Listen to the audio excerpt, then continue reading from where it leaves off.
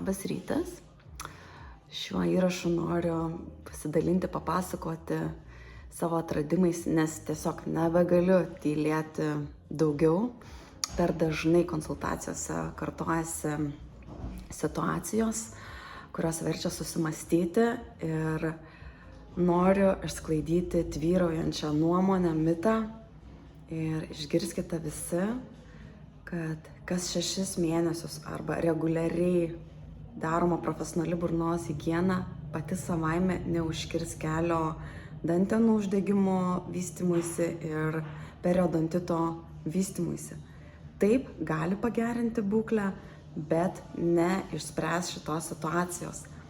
Per dažnai konsultacijose pasitaiko pacientų, kurie nuolat reguliariai darosi higienas, bet jų būklė tiesiog po truputėlį vis tiek blogėja.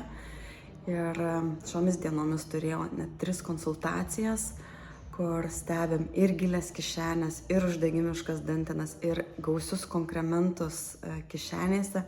Ir šie pacientai nuolat reguliariai yra besidarantis burnos higieną. Kai kurie darosi pas skirtingus specialistus, kai kurie pas tos pačius. Bet visa esmė šitų procedūrų tai yra jų individualizavimas kiekvienam pacientui ir jo esamai būklei. Negalima daryti profesionalios higienos esant dideliam uždegimiškumui, nes prisipoliruoja konkrementai, daug jų nepamatoma. Ir tik tai šitos procedūros individualizavimas leidžia kažką pakeisti esamoje burnos situacijoje. Burnos mikroflora, bakterinis fonas yra labai gudrus.